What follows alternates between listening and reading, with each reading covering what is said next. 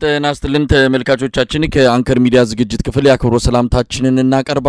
ከፋኖ መንደር የተሰኘውን ዝግጅታችንን ነው ይዘን የቀረብነው። በዚህም ከሰሞኑ በተለያዩ የአማራ ቀጠናዎች የሚካሄዱ የህልውና ተጋድሎችን በተመለከተ ዋናዎቹን በመረጃ ያገኘናቸውን እናካፍላችኋለን። በዛሬው ዝግጅታችን በተጨማሪም በአብይ አህመድ አገዛዝ በስፋት እየተከናወነ ያለውን የጅምላ አፈሳና ወታደራዊ ምልመላ በተመለከተ ያሉትን መረጃዎችንም እንመለከታለን።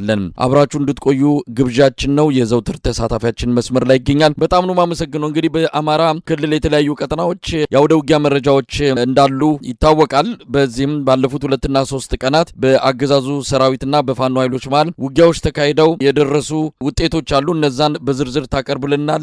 ወደ አንተ ልለፍ። አመሰግናለሁ መሳይ። እንግዲህ በጎጃም አካባቢ በአዊ ብሔረሰብ አስተዳደር ዞን ዚገም ወረዳ በአካባቢ ምሽጎ በነበረው ላይ የፋኖ ኃይሎች ጥቃት ሰንዝረዋል። ሰላማዊ ነዋሪዎችን ከፍተኛ ሰብአዊ ጥሰት ሲፈጽም የነበረ በካምፕ ውስጥ የነበረ ሚሊሻ ያገዛዙ ጦር በፋኖ ኃይሎች ከፍተኛ ምት ተመቶ የአማራ ፋኖ ብሔራዊ ንቅናቄ ቴዎድሮስ እዝ የ109ኛ ኮር 88ኛ ክፍለ ጦር ወርቅ አባይ ሸለቆ በተባለ ቦታ ላይ ከአካባቢው ማህበረሰብ ጋር በመቀናጀት በተወሰደ እርምጃ ከ20 በላይ ያገዛዙ ሚሊሻ ሲደመሰስ የዚገም ወረዳ በቁጥጥር ስር ማስገባታቸውን አስታውቋል። ሌሎች ቀበሌዎችም እንደዚሁ በፋኖ ቁጥጥር ስር ገብተዋል። ጉሃ፣ ሃቲ፣ ኮሼም፣ ዲጋንና ቲተም የተባሉ ቀበሌዎችን በተደረገው ውጊያ የአገዛዝ ጦር ለቆ ወደ ኮሶበር ከተማ መሸሸቱን ለማወቅ ተችሏል። በተደረገው ውጊያ ከሞቱት በተጨማሪ 12 የነፍስ ወከፍ ክላሽንኮቭ መሳሪያ መማረካቸውና 15 ወታደራዊ ሻንጣዎችን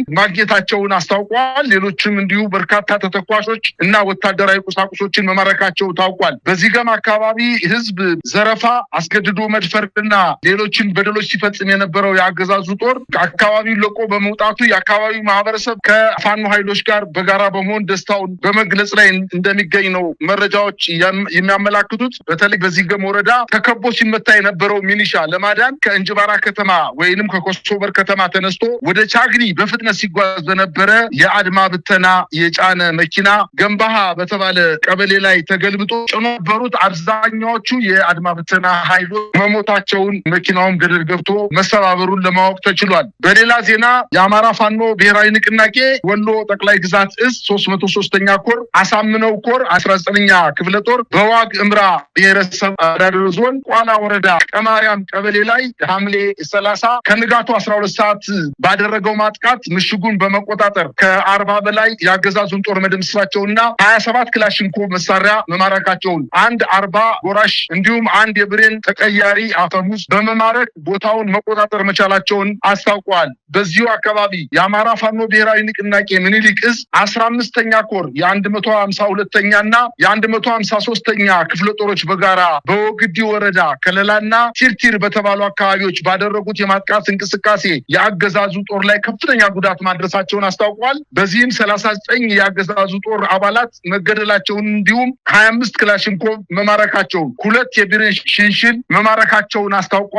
ብዛቱ ያልታወቀ የድሽቃና የብሬን ተተኳሽ ማርከዋል። እነዚህ ውጊያ ያደረጉና ከፍተኛ ቁስለት የደረሰባቸው የአገዛዙ ጦር በለሚ መካከለኛ ሆስፒታል ውስጥ እንደገቡና አሁንም በዚሁ አካባቢ በተጠና መልኩ ጥቃታቸውን አስፋፍተው እየቀጠሉ እንደሆነ ለማወቅ ተችሏል። ይህ በእንዲህ እንዳለ በዚሁ ቀጠና ምዕራብ ወሎ ጃማ ወረዳ ላይ ቀያፈረ በተባለ ቦታ ላይ መሽጎ በነበረው የአገዛዙ ጦር ላይ አሁንም ጥቃት እየሰነዘሩበት እንደሆነ ለማወቅ ተችሏል። በዚሁ የወሎ ቀጠና አካባቢ የብልጽግና 802ኛ ኮር የ47ኛ ክፍለ ጦር የሎጂስቲክስ መምሪያ ኃላፊ እና የ48ኛ ክፍለ ጦር የሰራዊት አባላት እየፈረሱ ወደ አማራ ፋኖ ብሔራዊ ንቅናቄ ሚኒሊክ እዝ 102ኛ ኮርን እየተቀላቀሉ እንደሚገኙና ዛሬ ነሐሴ 2 በሰሜን ወሎ ራያ ቆቦ ወረዳ የአገዛዙ 47ኛና 48ኛ ክፍለ ጦር አባላት የሆኑ 10 መሰረታዊ ወታደር ተዋጊዎቹ ከስምሪት ቀጠና በማምለጥ ከነሙሉ ትጥቃቸው የ102ኛ ኮር 49ኛና 65ኛ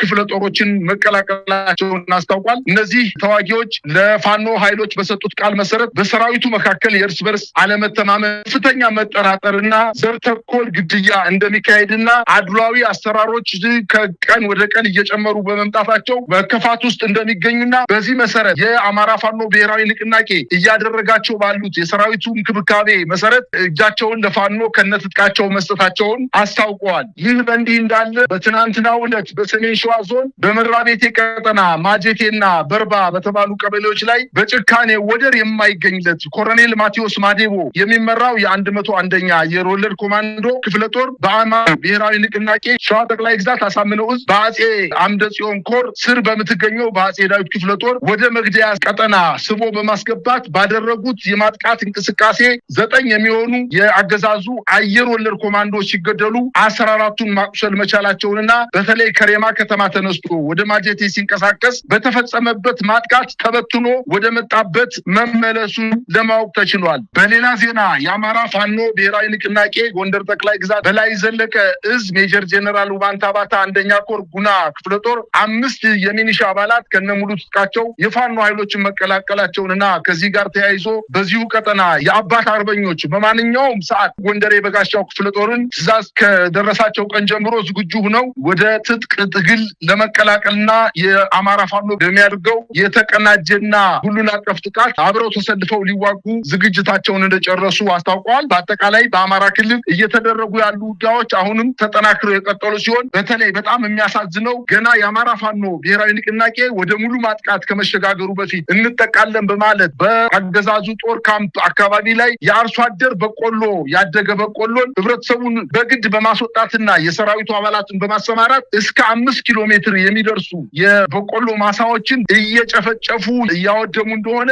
በቪዲዮ የተደገፈ መረጃ ደርሶናል። በአጠቃላይ አገዛዙ በአማራ ክልል ገና የአማራ ፋኖ ብሔራዊ ንቅናቄ ህብረተሰቡ በሚያደርገው ተሳትፎ ዙሪያ ላይ ውይይት እያደረጉ ባሉበት ሰዓት ይህን ውይይት ለማደናቀፍ እንቅስቃሴ ያደረገ ቢሆንም የአማራ ፋኖ ብሔራዊ ንቅናቄ በአራቱም ግዛቶች የሚገኙ ሰራዊቱ ከፍተኛ መከላከል እንዲሁም መልሶ ማጥቃት በማድረግ ትልልቅ ድሎችን እየተጎናጸፉ እንደሆነ ነው መረጃዎች የሚያመላክቱት። መሳይ እንግዲህ እነዚህ የተለመዱ ላለፉት 3 ዓመታት የአማራ ፋኖ በተለያዩ ቀጠናዎች የሚያደርጋቸው የህሉና ተጋድሎችን አሁንም እንደቀጠሉ የሚያሳዩ መረጃዎች ነው። በተለየ ሁኔታ ምናልባትም የቀናት የሳምንት ጉዳይ ካልሆነ በስተቀር መጠነ ሰፊ የሆነ ወታደራዊ ክስተቶች ሊኖሩ እንደሚችሉ አንዳንድ ምልክቶችን እያየን እንገኛለን። በተለያዩ ኢትዮጵያ አካባቢዎች ካሉ ታጣቂ ኃይሎች ጋር በጥምረትም በትብብርም የሚደረጉ ወታደራዊ ዘመቻዎች እንደሚኖሩ በብልጽግና ሚዲያዎችም እየተገለጸ ይገኛል። በዚህ አንጻር ያሉት ነገሮች ምን ይመስላሉ? በሚቀጥሉት ሳምንታት፣ ወራት ምናልባትም የኢትዮጵያን አጠቃላይ ሁኔታ የኢትዮጵያን ፖለቲካ ሁሉን ነገር በመጥፎም ይሁን በበጎ ሊቀይር የሚችል አንዳች ለውጥ እንደሚመጣ ምልክቶችን እያየን ነው ከወዲሁ። እስቲ በዚህ ዙሪያ ምን ማለት ይቻላል? መሳይ በተለይ በአማራ ክልል እየተደረገ ባለው ጦርነት የአማራ ፋኖ ብሔራዊ ንቅናቄ ከመቼውም ጊዜ በላይ ዝግጁነቱን እያሳየ ይገኛል። በውጊያ መሀል ላይ ለ6 እና ለ7 ወራት ያሰለጠናቸውን እዛው እነሱ ተቆጣጥረነዋል ባሉት የጮቄ ተራራ አካባቢ በጎጃም ማለት ነው፣ በምስራቅ ጎጃም የጮቄ ተራራ አካባቢ በርካታ የሰራዊት አባላትን የኮማንዶ አባላትን ማስመረቃቸው ይታወቃል። እነሱ ይዋጋሉ፣ ራሳቸውን ይከላከላሉ፣ ህብረተሰቡን ያስተዳድራሉ። ማሰልጠኛ ጣቢያ አቋቁመው ራሳቸውን እየተከላከሉ በርካታ የኮማንዶ እና መሰረታዊ ውትድርና ስልጠና የወሰዱ ምልምል ወታደሮችን ወደ ውጊያ ቀጠና ለማስገባት ዝግጅት እያደረጉ ከመሆኑም በተጨማሪ በቀጠናው ካሉ አገዛዙን ከሚታገሉ ኃይሎች ጋር በአንድነት ስርዓቱን ለመጣል ከፍተኛ እንቅስቃሴ እያደረጉ እንደሆነ ነው እየተመለከትን ያለ ነው። በአገዛዙ አጠቃላይ ከፍተኛ መሸበር፣ መረበሽና መፍረስ ደረጃ ላይ የደረሰ መሆኑን ነው እየተመለከትን ያለ ነው። በደረሰን መረጃ መሰረት ትናንትና ማምሻውን በአፋርና በትግራይ አዋሳኝ በሆነው አካባቢ ቶምሳ በተባለ ቦታ ላይ በአገዛዙ ጦርና በህወሓት መካከል ከፍተኛ ነው የተባለ የከባድ መሳሪያ ውጊያ እየተካሄደ ይገኛል። በተለይ የአገዛዙ ጦር ከፍተኛ ድጋፍ የሚሰጠው ሀራ መሬት የተባለው በእነ ጀነራል ጻድቃንና በእነጌታቸው ረዳ የሚመራው የሀራ መሬት ቦታ ላይ ከፍተኛ ጥቃት ሰንዝረው አካባቢውን መቆጣጠራቸውንና ይሄን መልሶ ለመያዝ የአገዛዙ ጦር በከባድ መሳሪያ የታገዘ እንቅስቃሴ እያደረገ እንደሚገኝና ነገር ግን የህወሓት ኃይሎች አሁንም ጥቃታቸውን አስፋፍተው እንደቀጠሉ በተለይ ደግሞ ከ5 እና ከ6 ቀን በፊት ሸረሪና በተባለው አካባቢ ላይ የአገዛዙ ጦር ከፍተኛ ምስጢራዊ ዝግጅት አድርጎ ጭራሽ የተባለ ወታደር በርካታ ክፍለ ጦሮችን አስተማርቶ ሸረሪናን አፍኖ በዛ የሚገኙ 13ኛ እና 77ኛ አርሚ 7 እና አርሚ 13 የተባሉ ህወሓት ኃይሎችን ለመምታት ዝግጅት አድርጎ ነገር ግን ሳይሳካለት ራሱ ተመቶ በርካታ የሰራዊት አባላት ቆስለው ተማርከው ሙተው በርካታ ከባባድ መሳሪያዎች በህወሓት ኃይሎች ተመቶ እንደወደመ በቪዲዮ የተደገፈ መረጃ እየወጣ ስለሆነ በአጠቃላይ ያገዛዙ የወታደራዊ እንቅስቃሴ እንቅስቃሴ ከወዲሁ ገና ሳይጀምር የከሸፈና ምናልባትም ከፍተኛ ስጋትና ፍርሃት የተፈጠረባቸው መሆኑን ነው መመልከት የቻልነው። ቺሊካን ሰሞኑን የወጡ መረጃዎች እንደሚያመለክቱትም በየጊዜውም አንከር ሚዲያ ከተለያዩ ሆስፒታሎች በተለይ ወታደራዊ ሆስፒታሎች ከጦር ኃይሎች ከአጋርፋ ያሉትን መረጃዎች በማስታወስ ከፍተኛ የሰው ኃይል ኪሳራ እንደደረሰበት ስንገልጽ ቆይተናል። አሁንም የተቋረጠ ነገር የለም። በየጊዜው ቁስለኛ ይመጣል። አብይም አዳዲስ ወታደሮችን በለብ ስልጠና ወደ አውደ ግንባሮች እየላከ ነው። ሰሞኑን በኦሮሚያ በዋናነትም በደቡብ ኢትዮጵያ ባሉ አካባቢዎች ላይ መጠነ ሰፊ ወታደራዊ ምልመላ እየተደረገ ነው። አዲስ አበባ ዙሪያ ሸገር ከተማ ከፍተኛ የሆነ አፈሳ እየተከናወነ ወደ ወታደራዊ ካምፖች እየተወሰዱ ነው። ይህ በስፋት እየተከናወነ ያለው ወታደራዊ ምልመላ እድሜያቸው ለውትድርና ያልደረሱ ህጻናትንም ጭምር ሰለባ ያደረገ እንደሆነ መረጃዎች ያመለክታሉ።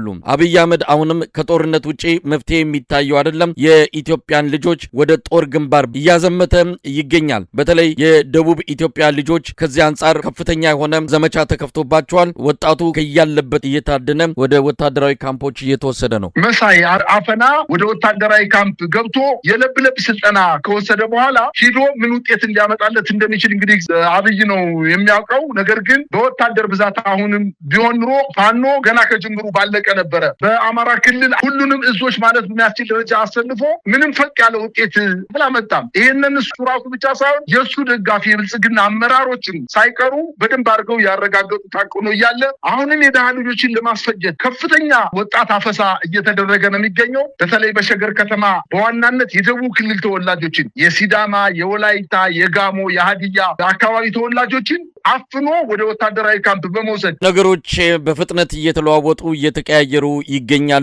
አብይ አህመድ በየሚዲያው በየተገኘው መድረክ የሚናገረው አንድ ቦታ ላይ ያልቆመ እዚህም እዚያም እየረገጠ ያለበት እንደ ሀገርም እንደ ክልልም እንደ ብሔርም እንደ መንደርም እያሰበ በጣም የተዘበራረቁ እርስ በርሳቸው የሚጋጩ መልእክቶችን ያሰራጨ በሚገኝበት በዚህ ወቅት ላይ ህዝቡ በመረጋጋት ኢትዮጵያ በመጪው ጊዜ ወደ ለየለት ቀውስ ውስጥ እንዳትገባና ባጭር መስዋዕትነት ኢትዮጵያን ለማዳን በሚደረገው ትግል ውስጥ ህዝቡ የነቃ ተሳትፎና አጋርነት ያስፈልጋል። ከዚህ አንጻር መረጃዎችን በንቃት መከታተል አለበት። የአብይ አህመድ ቲያትሮች፣ ድራማዎች በምክክር ኮሚሽን በምርጫ በእንደነዚህ መልኩ ሲከናወኑ የነበሩ ተውኔቶች ውጤት እያመጡ አይደለም። ይልቅስ የሀገሪቱን የበለጠ ወደ ቀውስ እያስገባ የሚገኝበት ሁኔታ ነው ያለው። የአገዛዙን መረን የለቀቀ ፕሮፓጋንዳ ወደ ጎን በማድረግ ትክክለኛ መረጃዎችን በመከታተል ህዝቡም ሀገር በማዳኑ ለአስጨራሽ ዘመቻ ላይ አስተዋጽኦ እንዲያደርግ ነው እንግዲህ ጥሪ እየተካሄደ የሚገኘው። ጨርሰናል። የምጨምረው ከሌለ ሰሞኑን ጠቅላይ ሚኒስትር አብይ አህመድ ወደ አማራ ክልል